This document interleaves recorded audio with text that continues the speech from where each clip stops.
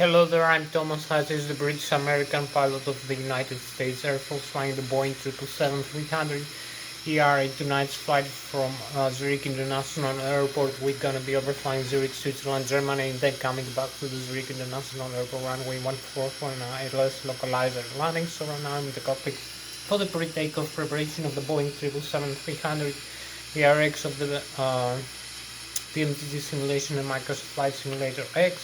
So I'm gonna start showing you the cockpit instruments and the displays of the Boeing 777-300ER airplane. I'm gonna start with the primary flight display that displays the airspeed indicated, the ground speed, the airspeed selected from the autopilot inside the director system panel, the radio altitude above the ground level, the magnetic heading and track. We have the magnetic north pole and the true north pole and magnetic variation depending on where we are in the world. We have the altitude selected above the sea level, the barometric altitude of the outside atmosphere, also the altitude target from the autopilot inside director system panel. We have the rate of climb descent of the aircraft in tens, hundreds and thousands of feet per minute. The VSI, the vertical speed indicator tape, the airspeed tape, and the altitude tape. Also, we have the altitude indicator with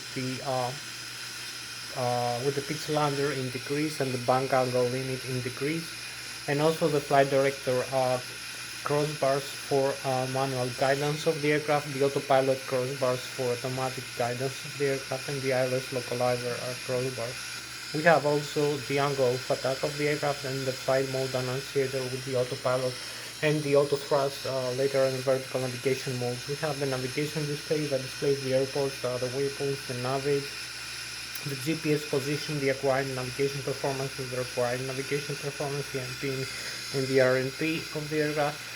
We have the terrain weather display with weather radar reflections, and also the terrain map. We have the elevation of the ground level displayed in nautical miles distance away from the aircraft, in front and to the side, like 90 degrees left and right to the aircraft. We have also the magnetic heading magnetic heading and magnetic north pole and the true north pole and magnetic variation depending on where we are in the world. We have the ground speed of the aircraft, and the next waypoint we're going to be overflying. Also, we have other aircraft flying around our own aircraft, the distance they are located, the altitude, horizontal and lateral deviation, and this is displayed using the TCAL system, the traffic collision and alert system, using the transponder, the ATSP and ATSC transponder system, which transmits and receives radio frequencies to other aircraft and the air traffic control, and calculates the other aircraft distance from our own aircraft, their speed and their altitude difference. So it generates also the warnings, the TCAS system warnings you will see in the primary flight display and the navigation display other aircraft flying. So we're gonna be generate also our route using the flight management computer inputs, at departure, airport, runway, intermediate waypoints, fixes, and the destination airport and runway. We're gonna have a complete route flight plan for the aircraft flight path, which is gonna be also going to be followed by the autopilot and flight director system panel. I'm gonna show you also that. So we're gonna use the inputs of the aircraft in the flight management computer, like it's empty weight, fuel on board, passengers and cargo weight, and also other calculations like the takeoff runway length, runway conditions like icing or wet or dry, and also the wind component or side wind, and and also the barometric pressure of the atmosphere and the temperature of the air temperature. So we're gonna have the calculations for takeoff, like the V-speed, the V1, V2, the V1, the V rotate, and the V2. So we're gonna have also the horizontal stabilizer trim calculations, which also balance the aircraft using the center of gravity and the force from the horizontal elevator trim stabilizer. the horizontal tail of the aircraft. So I'm gonna show you other things also later, using also the throttle system, the thrust levers and the auto thrust calculations. So we're gonna have after that, after the navigation display, I'm gonna show you over here. You can see we have the primary flight display, the navigation display, the autopilot and flight director system panel, the thrust levers over here, the yoke, the flight control system, the elevator, the ailerons and the spoilers, and the rudder pedals. And here is the overhead panel. You can see the electrical, the hydraulic, the fuel pumps, the fuel tanks, the electronic engine control for the engines.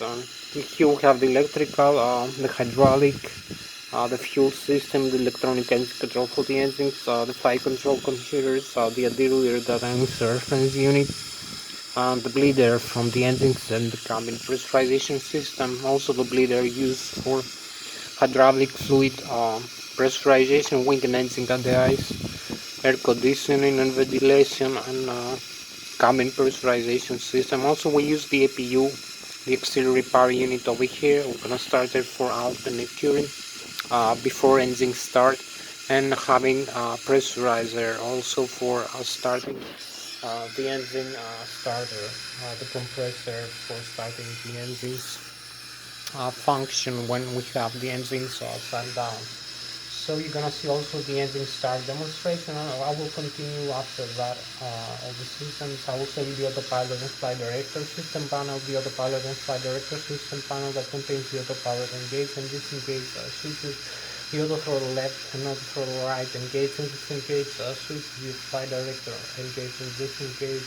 We have the airspeed displayed and selected for the flight guidance of the aircraft in nautical miles per hour or Mach speed.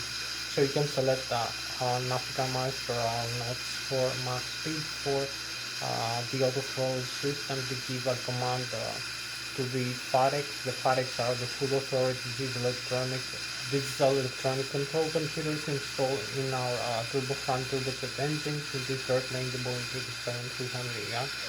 So also the airspeed value for after takeoff, flight level change mode, auto throttle hold or speed, and also we have also the climb continuous thrust. So we have a fixed thrust mode like climb continuous or takeoff go on, like maximum continuous climb thrust or idle thrust for descent, and we have also the variable thrust modes used for cruise and for approach and landing. We have also the bank angle select limit for the autopilot and flight direction system panel. We have the heading select knob and the heading hold switch. We have also the LNAV and the VNAV, the lateral navigation and the vertical navigation of the aircraft as it flies, which is interconnected to the flight management computer inputs. So the aircraft, the autopilot and flight direction system panel will command the aircraft to follow the navigation aids like the waypoints we have selected from the flight management computer and the departure and arrival airport. So it's going to follow the route and later on vertical navigation mode. So we have later on vertical profile. We have also the vertical rate of climb, the descent of the aircraft in the flight path angle, trigonometric flight path angle in degrees, or feet per minute, tens, hundreds and thousands of feet per minute. We have also the altitude select node and the altitude hold switch. We have the vol localizer, the vol lock switch for the ILS localizer approach arm switch, and we have the approach switch for the auto land function of the Boeing 777-300ER airplane airliners. So you're gonna see all the systems. I'm gonna continue then with the thrust levers. I will show you the function of the thrust levers, how to how to regulate and adjust the thrust and the airspeed needed, and also the pitch or cruise modes. We're gonna use the fixed thrust and variable thrust, and how to adjust the pitch of the aircraft in flight or the trim. So also if we need to climb or descend another stuff. So after that I'm gonna show you the flight controls of the aircraft, and then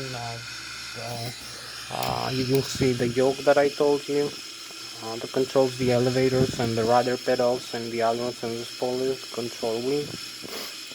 So after that the overhead panel system, and then I'm gonna make an engine start demonstration, set up the flight management computer, and show you how to fly the aircraft. I'm gonna make a small flight, like 30 minutes so, or 35 minutes. So I think I told you about the FADEX. The FADEX are the full authority electronic control computers, one installed per engine, gearbox. I will talk to you about it later. Dual channel redundancy. Also, we have the turbofan turbojet engines, General Electric 90G90 installed in this airplane. One in the left wing and one in the right wing. For symmetrical thrust and redundancy. I will explain you also this function later. When I will explain you about the auto throttle system and the thrust levers and the products. So thank you very much one more time for watching me. It's March 2023. I'm Thomas Hatsios, the British American pilot flying the Boeing 777-300ER in tonight's flight. Thank you for joining me. I will start now with the systems, and we have about an hour left for this video time to end. So I hope you like inside the airplane, the view, inside the window. So also the outside view of the Boeing 777.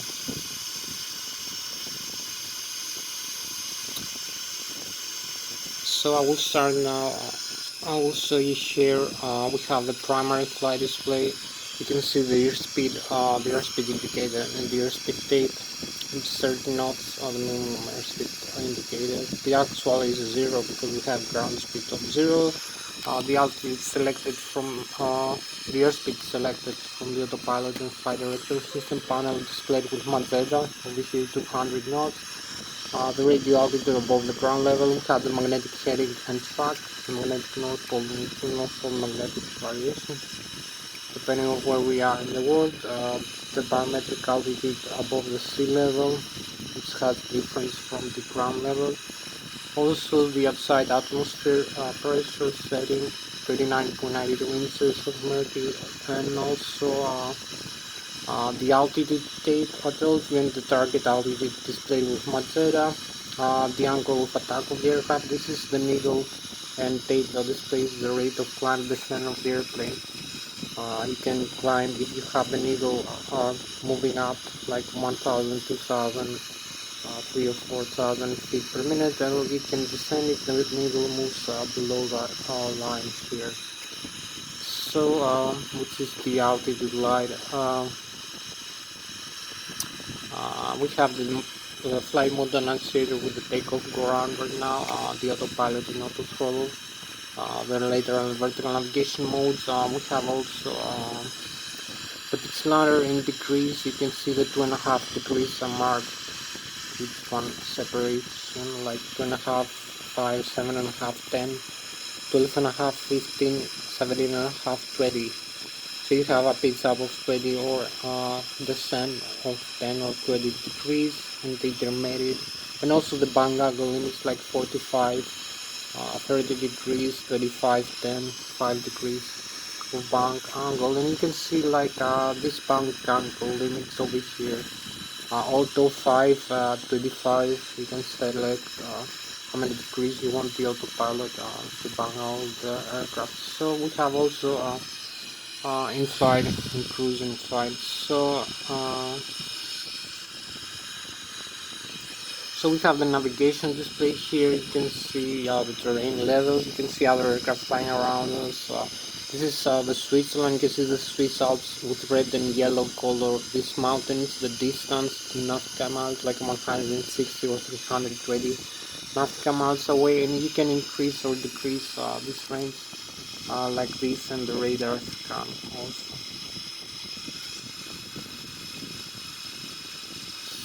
So this is Switzerland, this is France, and this is Germany over here. We have the airport displayed in front of us and the terrain level with green is the 0 feet above the sea level, 6,100 is the red, and yellow is the negative elevations in front of us and to the sides of the airplane. So you can see other aircraft flying around us. So you can see here we have a transporter for other aircraft and traffic collision and alert. You can test this. This is working. So you will see the traffic collision, the alert generator, and the traffic display another airplane. And perhaps you can see right now an aircraft flying close to us. Like this is like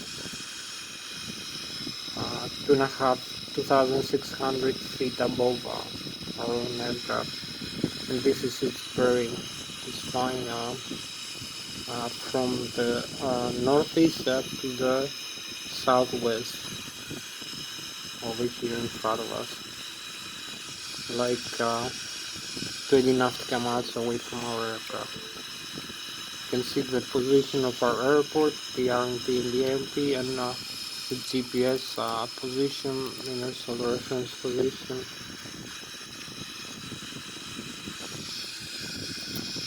Now we will continue with the autopilot and flight director system panel, and we have like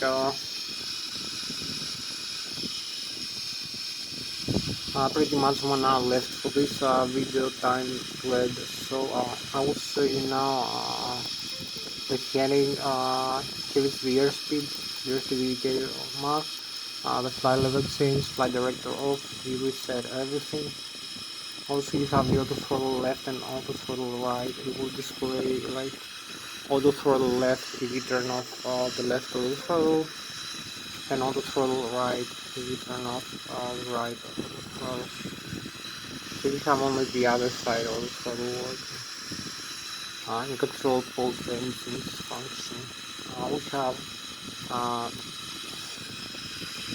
the airspeed here is gonna be set like 253 nautical miles per hour. You can set later in Mach speed as you climb higher. Climb continues, auto throttle, and nav and VNav. We have the heading also, the bank angle limit I told you here. Let's see, and the selection, you just select like this. We have 136 heading, magnetic heading and track like this.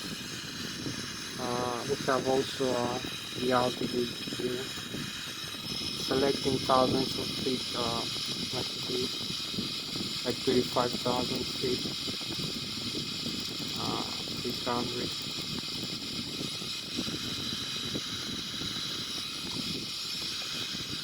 So we'll continue now with the barometric pressure or altitude in terms of hectopascals, in terms of mercury, hectopascals and meters. You will display also like this mercury in terms of hectopascals. Right now we have 1,013 hectopascals, and the altitude in meters and in feet 35,300, and the target airspeed. You can see the heading is different now, 106 degrees over here. We can set the autopilot on like this. So now we have the autopilot engaged. We can disconnect the autopilot using this switch with the control wheel, or this over here by pushing it out from the panel. So we have told you the pitch ladder, the flight director, and autopilot. It's not set the way we want. So we have the heading, select altitude, and heading. You can select altitude and heading. You have altitude and track or heading. So the track is a little bit different. The heading is back to normal after takeoff. So flight level change, the other mode. So now we have the flight level change and the heading hold with the autopilot. Here we have like maybe a few more minutes to go, so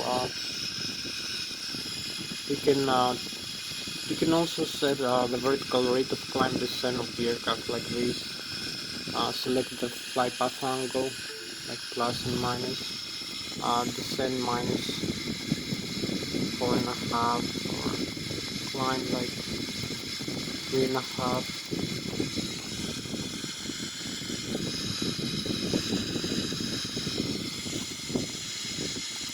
The altitude hold again, and we have so if we climb, if this descent, you see the minus. If you climb, you see the plus. So it will display here a plus sign, a positive command bar, a purple here mark on the left and the right of the pitch ladder. So you will designate the 3.5 degrees request over here. Also we have a minus descent in thousands of feet per minute, or a climb like this. So you select a climb like 3,500 feet per minute. It will also display with the autopilot or the flight director. By the way, over here 3,500 feet per minute for the climb rate. The horizontal climb rate component 1 nautical mile for 3,500 feet vertical, or 3 degrees vertical. So you can change back to the other modes. We have also the board localizer and the approach. The other flight director over here. This is for the ACAS, the average and lower age indication for Lszh system. We set back to the inches of mercury. And then we will proceed with the other systems like the thrust levers. I will start explaining you when the flight control will be disconnected, the autopilot. I forgot to tell you by moving this, so you will see the autopilot again. So we press one time here, you will see the autopilot is disconnected, the warning, and over here warning autopilot disconnect. So you reset the warning, engage the autopilot, and press this out. So if you press this switch out, you will see the warning and the autopilot is disconnected again.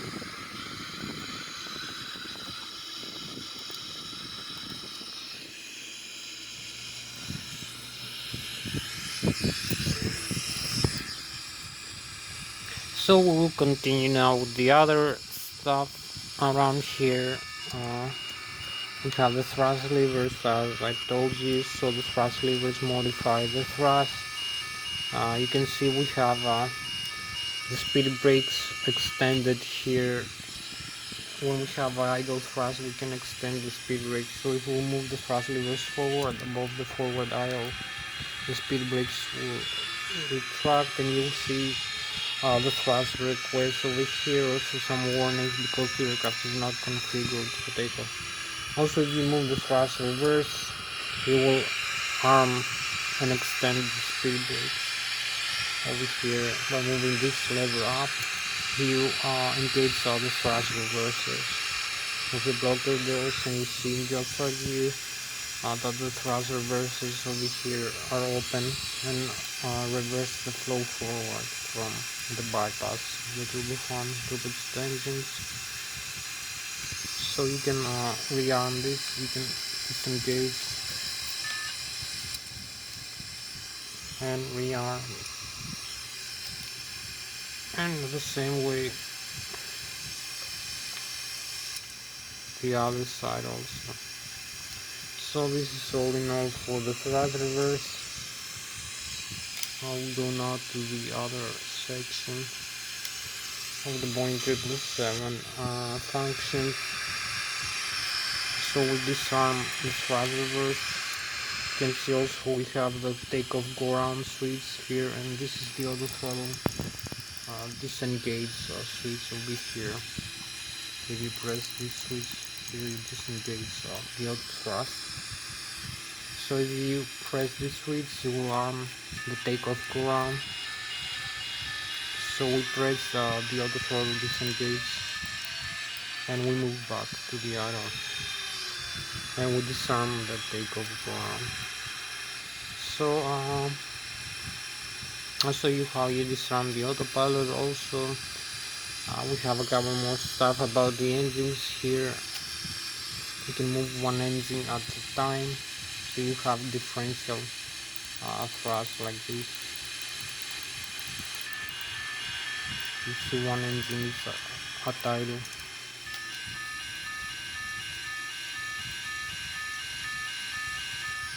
So we need also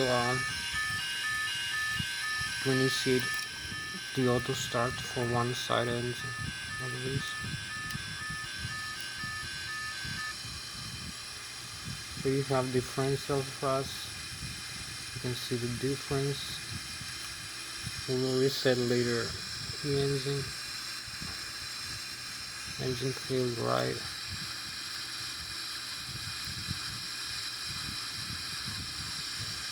So I will show you later how to let the fuel run over here. Turn off the fuel from the engine supply, also the fuel control. We have the flaps lever over here to the 15 degrees mark for takeoff. You will see it displayed later.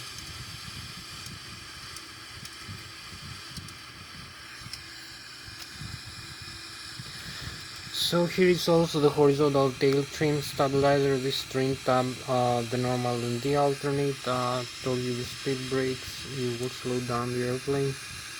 This increases the lift from the wings and the surface area of the wings, the flaps lever. So you can see monitor here, the nose up, nose down, horizontal trim stabilizer. This is for cutting off the horizontal stabilizer trim, the CMDR. If we have a hydraulic failure of the CMDR hydraulic system, you will disengage the autopilot and the auto thrust system from having their automatic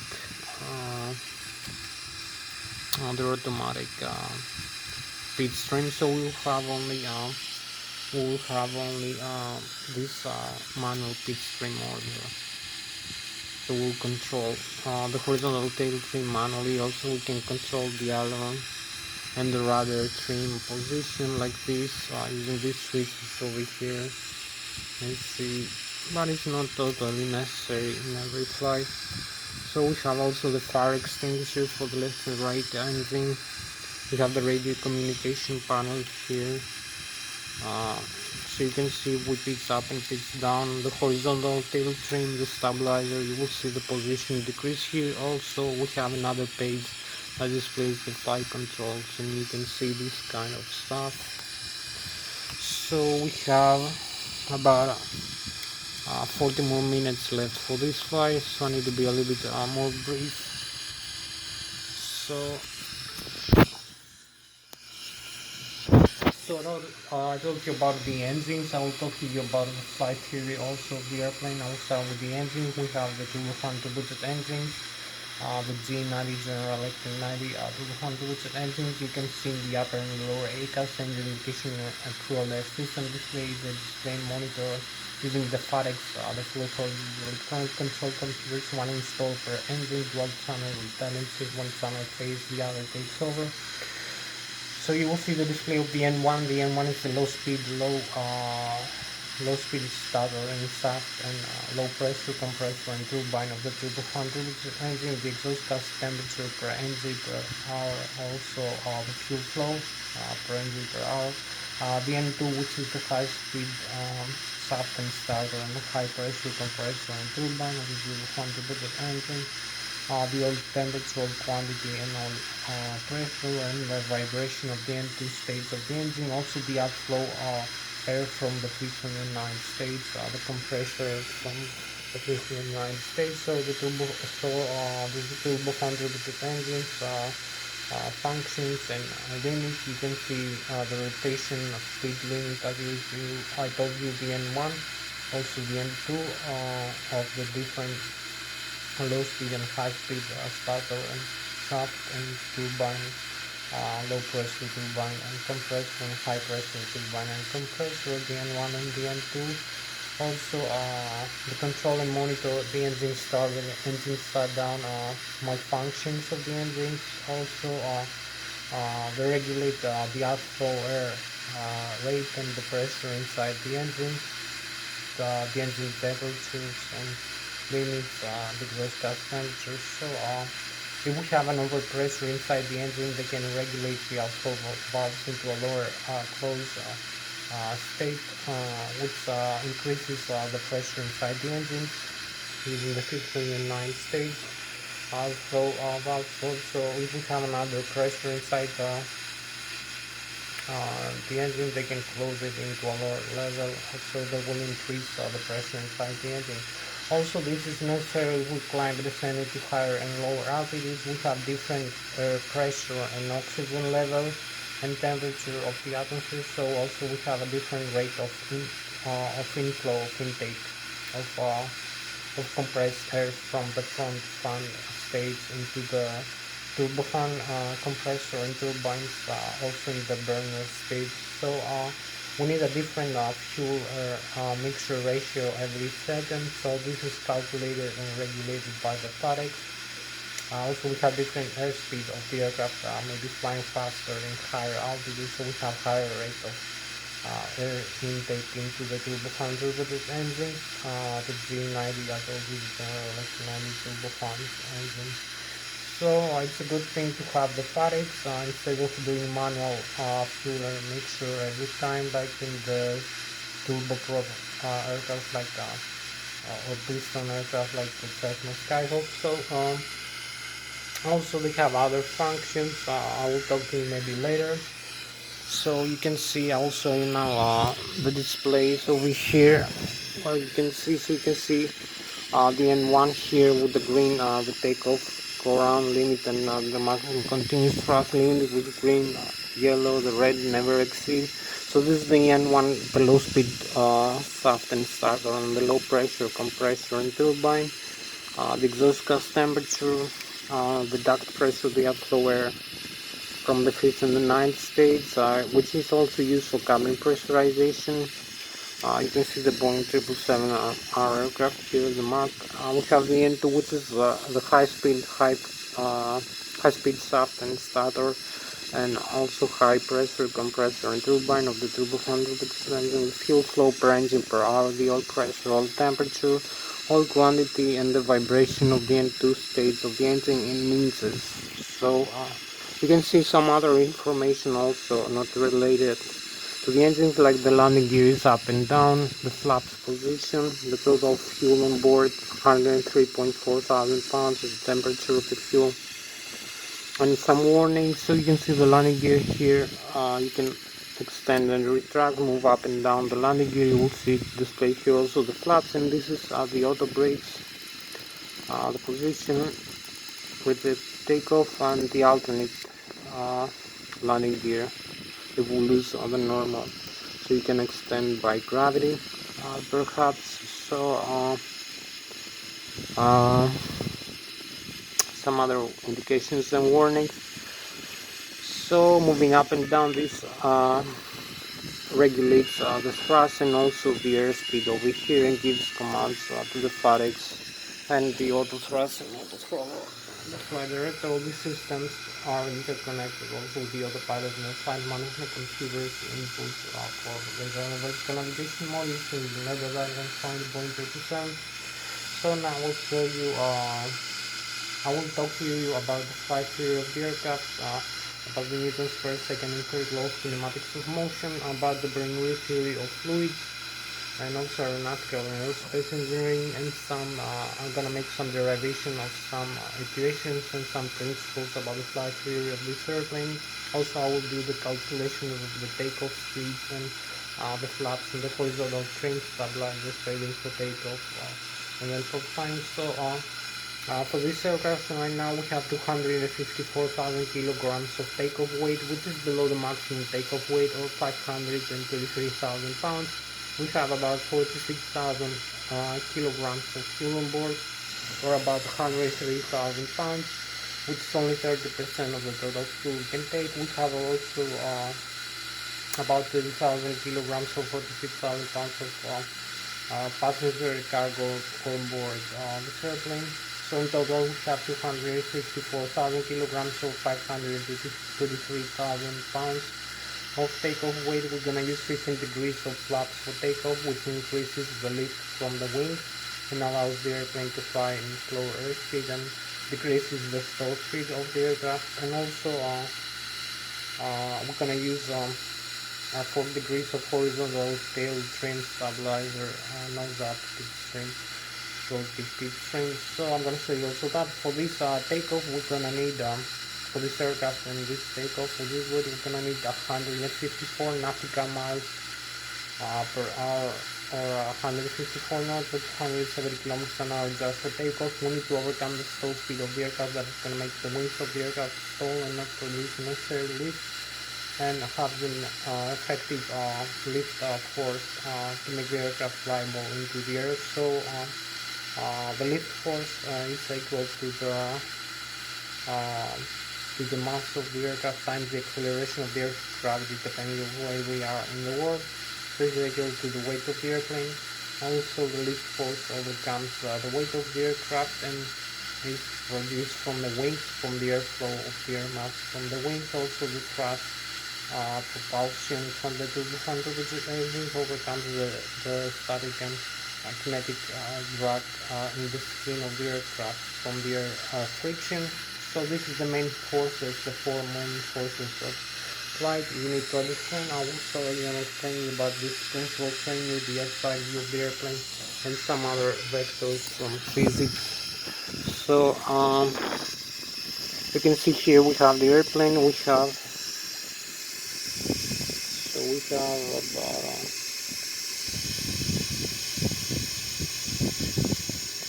so we are 14 minutes forward, and we have about 28 more minutes left for this flight. So you can see the wings of the airplane hold the total weight of the airplane.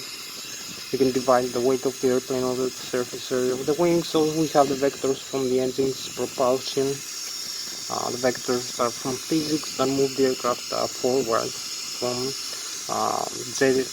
the jet stream of the propulsion of the gases from the engine. So this moves the aircraft forward. We have also the mean aerodynamic chord position of 35% of the Mach, which is the position of the maximum aerodynamic lift and where the stall begins in the wings. Also the position of where the maximum aerodynamic pressure sometimes has been calculated. So we have also the vector from the center of gravity. Over here you can move the center of gravity forward or aft, this position, the mean aerodynamic chord, by moving passengers, cargo and fuel. Also we have the vectors from the nose to the tail, the longitudinal vector, the lateral from the wingtip into the wingtip, and the vertical to the center of gravity, the transversus center of gravity. So this vector. So I will talk to you later about the moment arm and the lever arm forces from the horizontal tail and the vertical tail, and also the ailerons and the spoilers.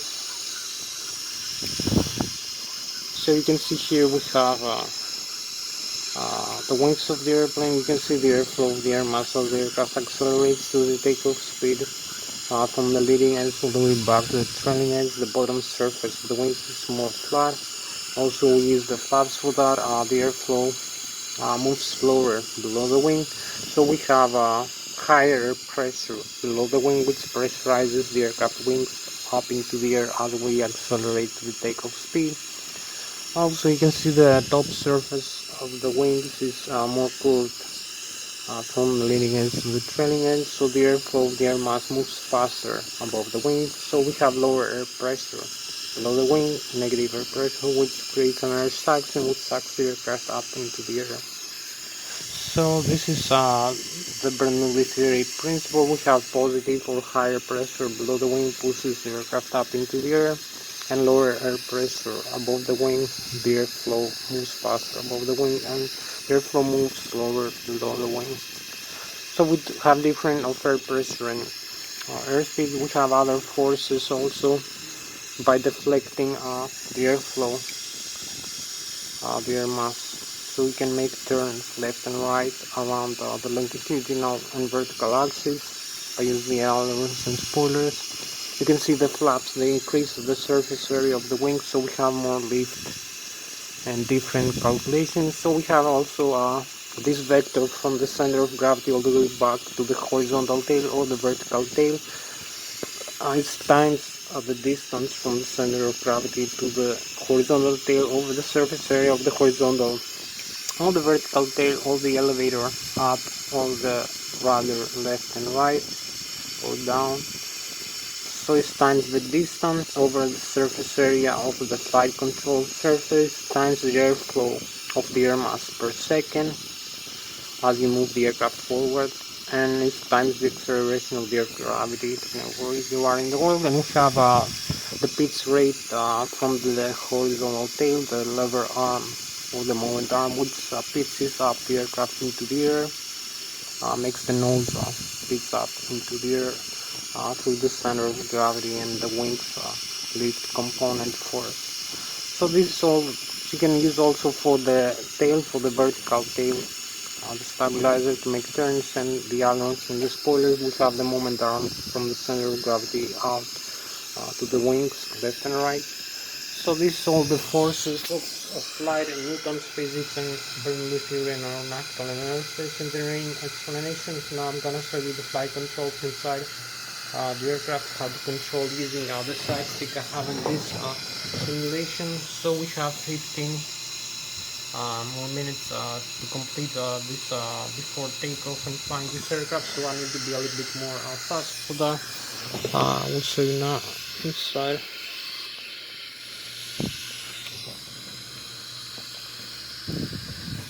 So I'll try to make a brief explanation for the flight controls theory. A brief explanation showcase how to use the side stick and the yoke of the Boeing of the Boeing 777-300ER airplane for having directional control in flight and stability. So you can use this side stick here, as you can see. Using this the Lszh Extreme 3D, so you can pitch up and pitch down. You can climb and descend. Also make bank roll left and bank roll right. Hold neutral. Also the rudder pedals you will see down here in the floor of the Boeing 777. You can make left and right turn. So this is how you control the airplane in flight. You can leave neutral again. You can make the yaw left and right, the rudder pedals. So this is all in all for this Boeing 777-300ER airplane. Flight controls also use the outside view. How to control the flight controls from the outside view, and how to make an engine start demonstration in a small flight, so you can see again the flight controls from the outside view. The side stick I use, the inputs, climb, descend. You can see the horizontal tail and the vertical tail. Also the rudder and the ailerons and the spoilers, left, right, left. You can see some delay maybe. You can see the side stick input is proportional to the flight controls and the yoke deflections. So we have a full control. We have the horizontal tail trim, and also I forgot to mention we have the engines thrust, so we hear control up and down, so we can control the engine thrust like this. The horizontal tail trim. So this is all in all the flight controls here. Tonight I will start now with the overhead panel, explain you about the engines, The additives with the brake drive generators installed in the left and the right engine that produce alternating with 130,000 kilovolts or watts, or alternating with 100 volts, 400 Hz constant frequency of 3-phase alternating. We have the electromagnetic alternators produces current. Also 25,000 kilovolts from the backup generator, the left and the right, and also 120,000 kilovolts of watts from the APU, the auxiliary unit you need to start the engine. So you can convert some of these alternate current into direct using the transformer rectifier. We have also the battery 28 volts, 48 amp hours you can convert using the static inverters.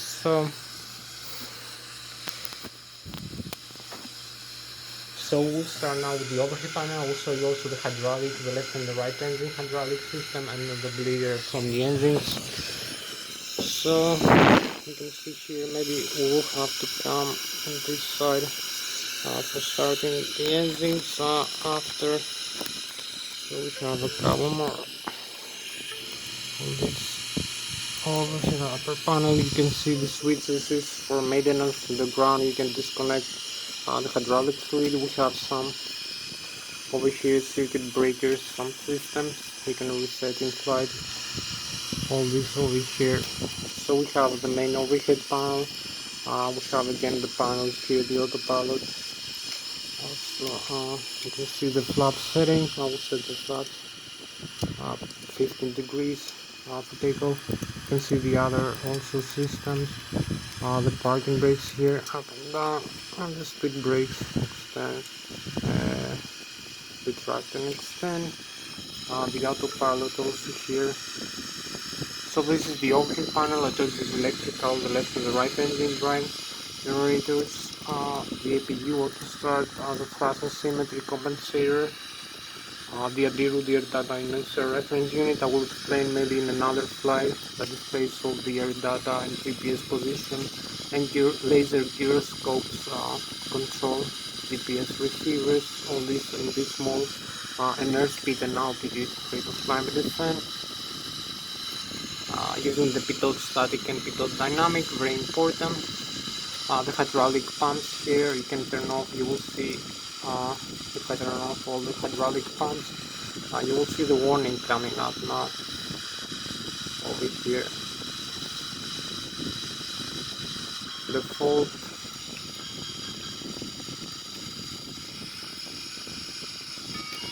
So you have the fault here, flight controls, autopilot disconnecting, the stabilizer is red, hydraulic systems loss, CNR, no auto run, keep coming up. We have alternate flaps.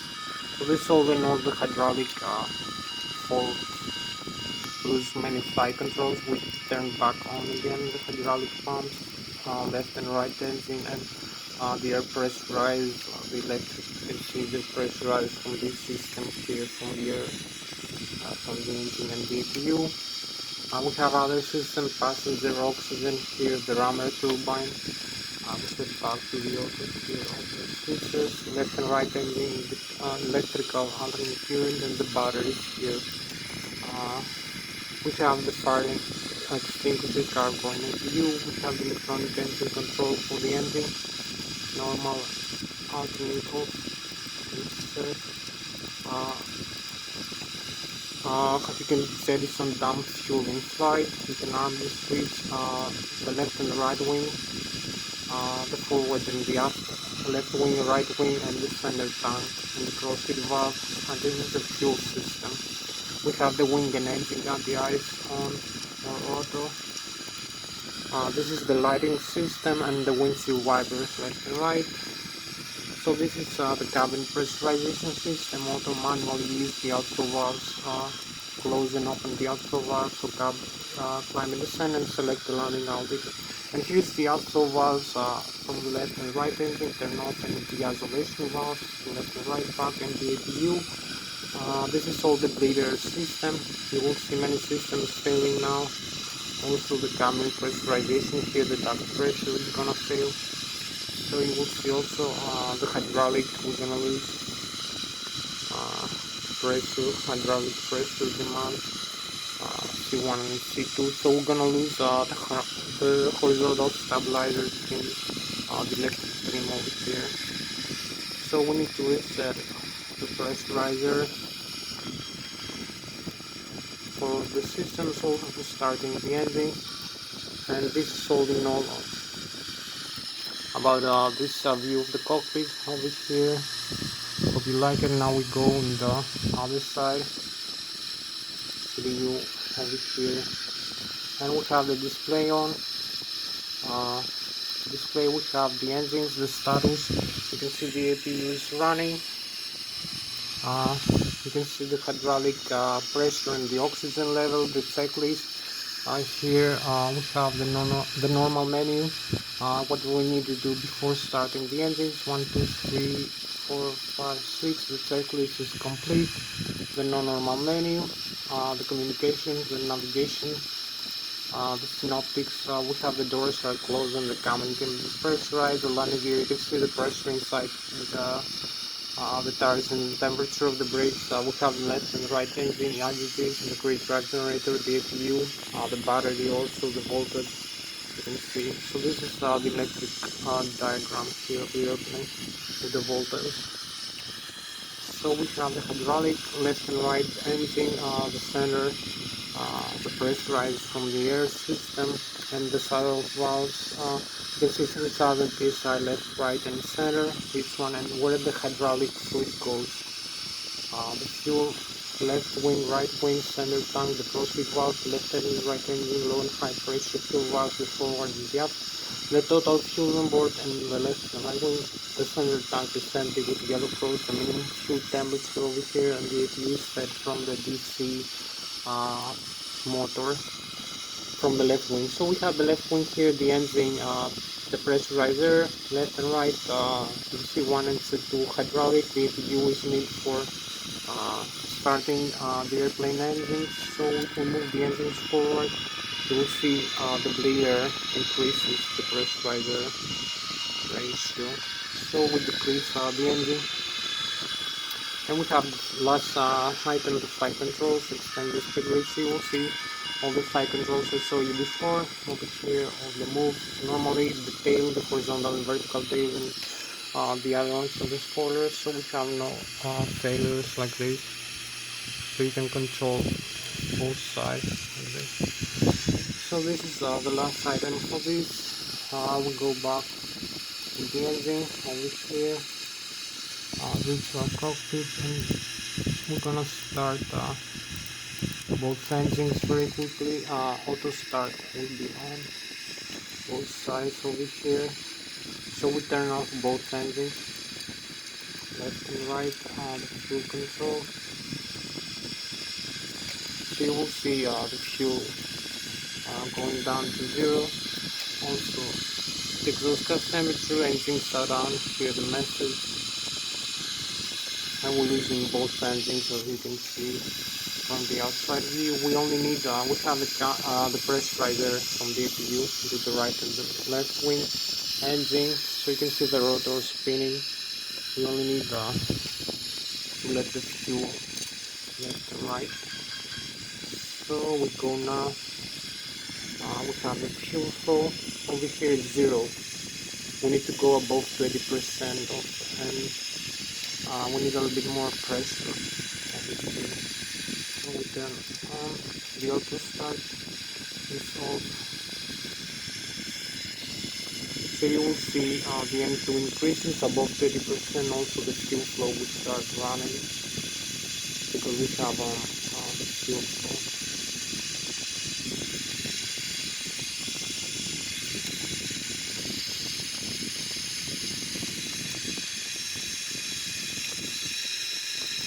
So we let full fuel.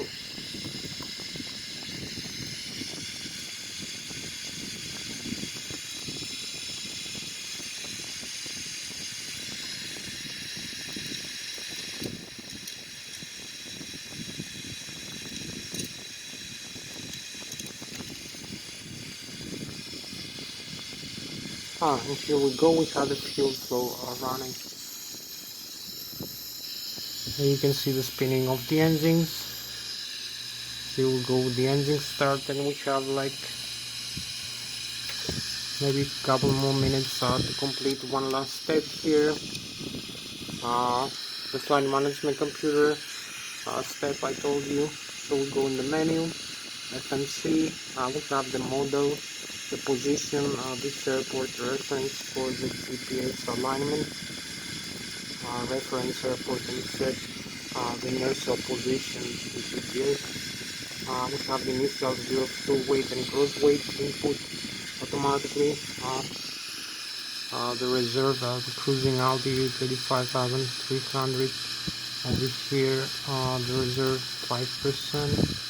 The cost index 100%, and the minimum fuel temperature, the route from this airport Lszh back into this airport using this runway. So we have the departure Lszh do it to Alpha, and arrival Lszh transmedia transamitive. So you cancel the discontinuity over here, activate and execute. So we have all this data we need: 15 degrees of takeoff flaps and center of gravity, 36% of 4 degrees horizontal tailspin, and the takeoff speed for this cross weight. So all the data are correct. We can move into the runway for takeoff. So as we taxi now into the runway, we advance disarm the parking brakes. So we need to use also the tiller for steering the airplane into the runway, and the rudder pedals. So we decrease the thrust from the engine. We don't need so much.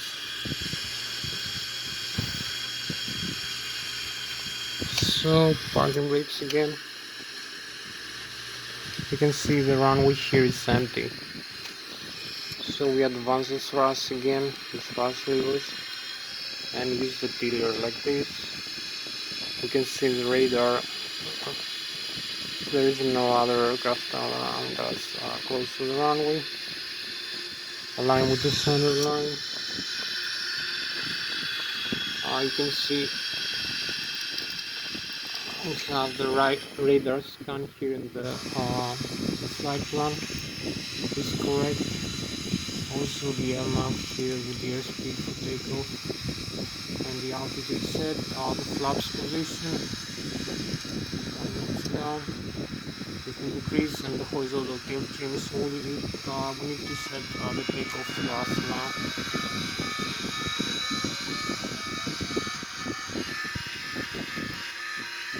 So here where we are now for takeoff, we have like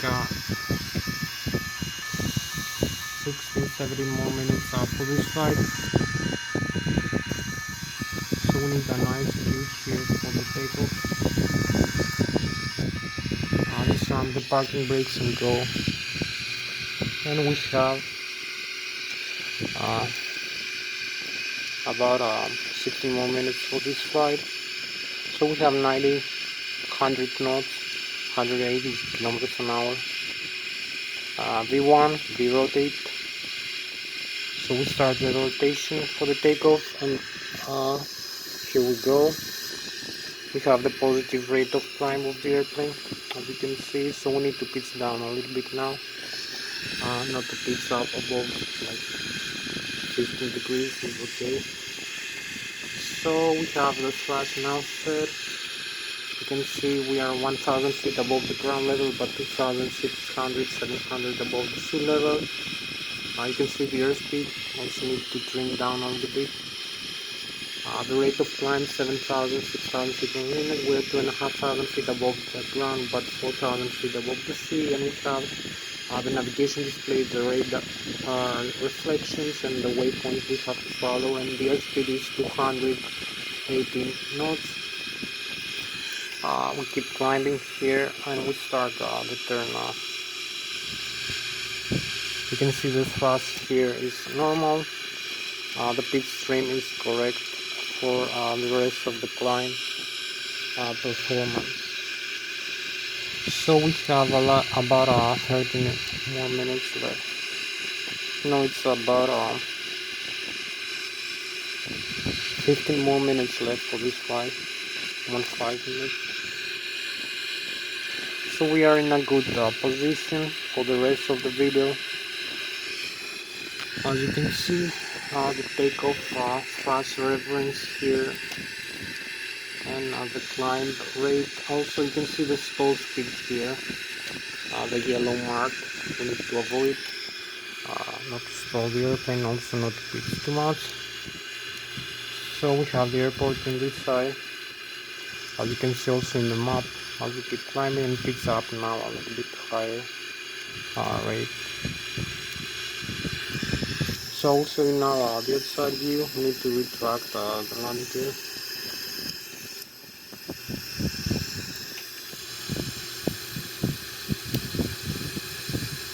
So this is the outside view of the airplane. You can see, make some turns here. So you can see the whole of the Switzerland. You can see also you can see the star sign, the galaxy over here. So we fly with about 500 kilometers an hour, or about 250 meters per second. The Boeing 777 300ER.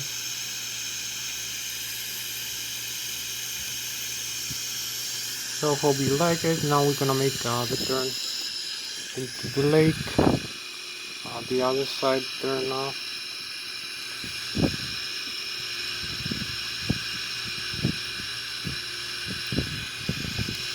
And we have like 13 more minutes for this flight.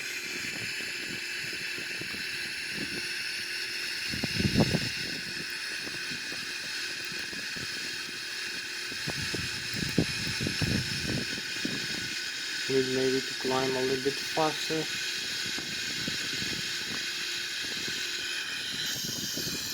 So you see here again as we climb up, also the galaxies, the view. We have the Germany in front of us, the Bayern Munich, you're gonna see later. And we overflying the Switzerland now. So we need also use the next waypoint here.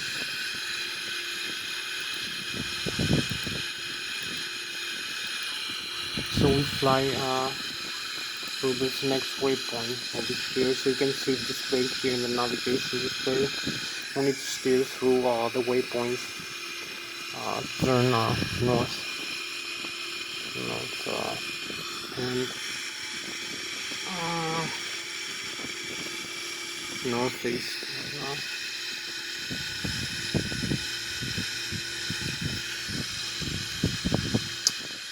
So we keep climbing. 22,600. You can see the stall here again. We need to start retracting a couple of flaps to increase the airspeed margin.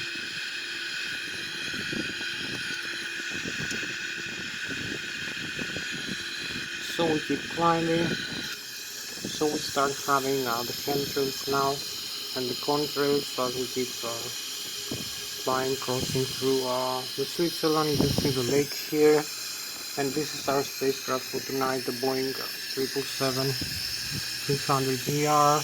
We cross the galaxies here, 3,600 feet above the ground level, above the sea level actually. It's about 32,000 feet above the ground. So you can see the frozen vapors. I hope you like it. The display. And the lake here, St. Gallen, and we have the Germany.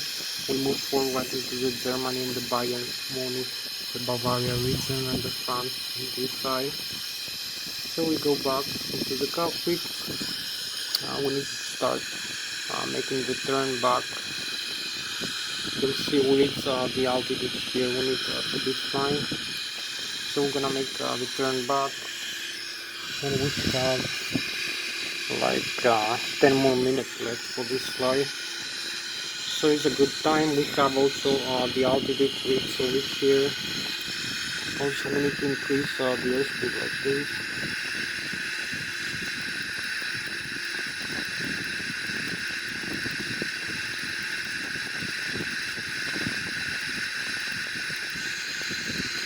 So we keep training manually like that. You can see flying manually, and we have the altitude here, the correct altitude with the flight director, no autopilot, 35,000.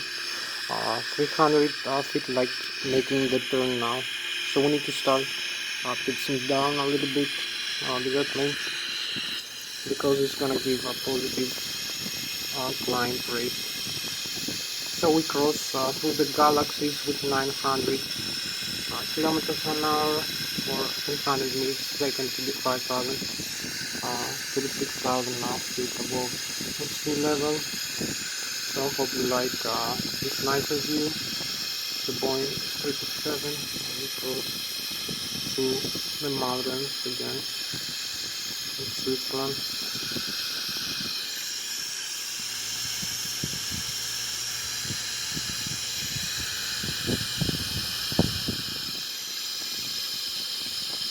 So you can see the frozen vapors again.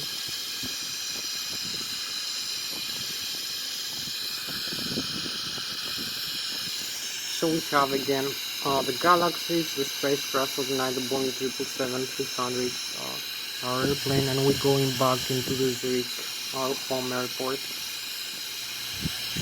So we have like maybe 8 more minutes for this flight.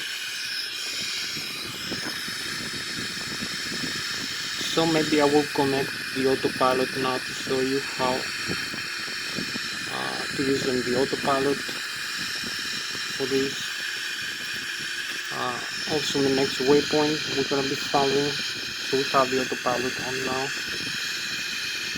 Next waypoint C114, flying direct to, and this is going to give us a vector to flying direct to the next waypoint. Also the approach reference here, the airspeed we need to have and the flaps for landing.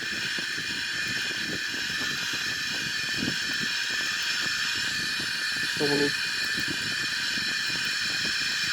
to use some speed brakes maybe for slowing down the airplane, and we can see we turn the other way now as we cross the galaxies, and we have about 7 more minutes left for this flight.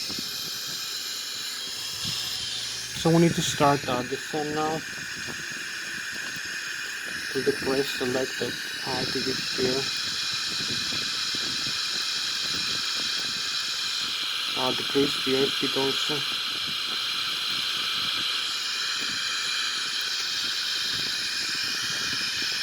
So we start the descent rate, and we have a few more minutes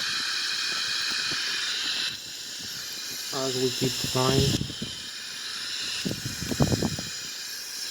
We keep cruising, 35,000 feet right now, 35,000 feet, 34,600, and we have like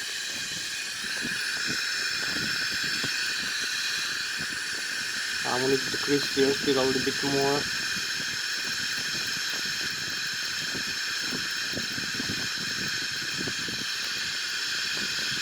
So we have 12 plus 6 more minutes for this flight. So you can see the airport we're descending. Maybe we need to disarm the autopilot now. Continue a little bit manually. Also the landing gear down. We need to decrease the airspeed a little bit as we descend here to this point. 19,000. We need to use some flaps next. So we need to keep descending. Descend a little bit faster.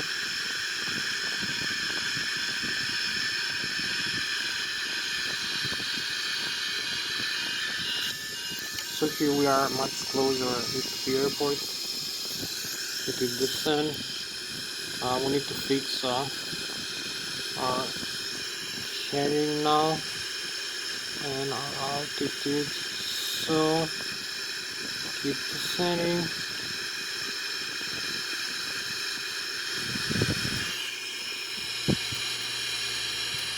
We're about here where the river is. 12,000.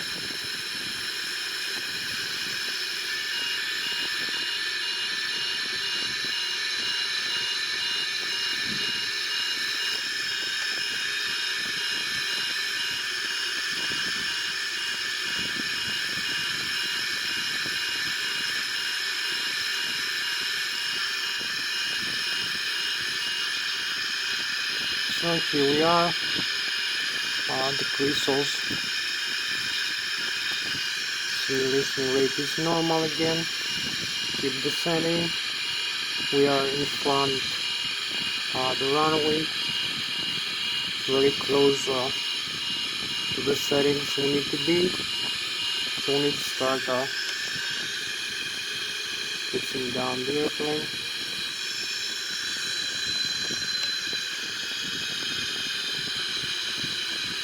So we keep descending, and we are into the line for landing. So we have 3 more minutes left for this flight. So I believe we're gonna make it. We're gonna cross here before the video ends. So maybe we're gonna have a nicer view like this to the landing. I'm not sure. Maybe we're gonna see also some of the we have manual thrust also.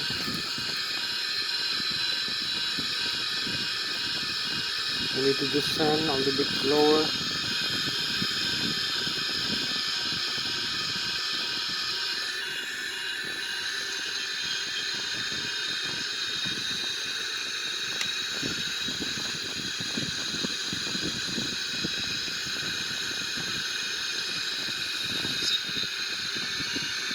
So we're gonna have like 1 more minute left for this flight, for this video trend.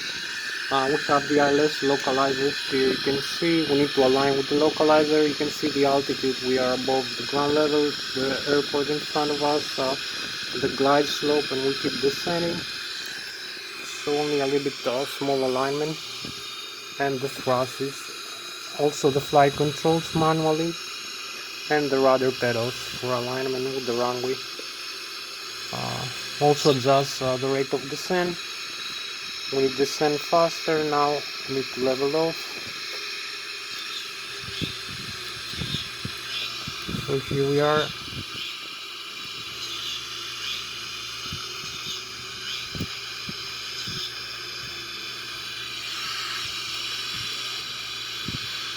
So we are closer now to the runway. Flare, leveling off. And touchdown. Touchdown, parking brakes, and reverse. Full reverse thrust. So here we are, just touch it down. The runway, full reverse.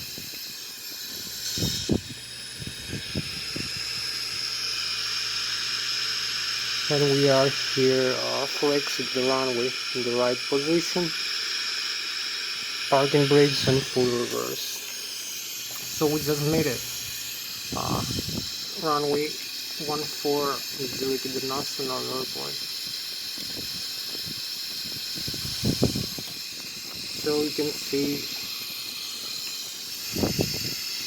the landing gear here. The nose wheel is perfectly safe and normal. You can see the tires and the screws, the metal part. There is no breakage like some other people are doing with their airplane. And the landing gear, both the left and the right wing tail. Actually the landing gear, the left and the right. And also every tire is normal. There is no breaking tire or screws. Also the front over here from this side you can see the aircraft is standing up the way it should be in the runway. So that was a very beautiful and very smooth landing. You can see another aircraft for takeoff over here. You can see inside the cockpit there is no problem, no malfunction.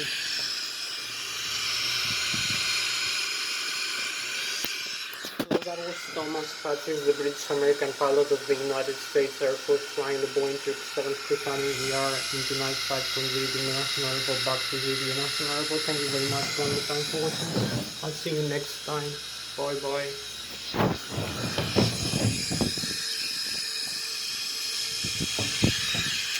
So we found the flag reverse like this.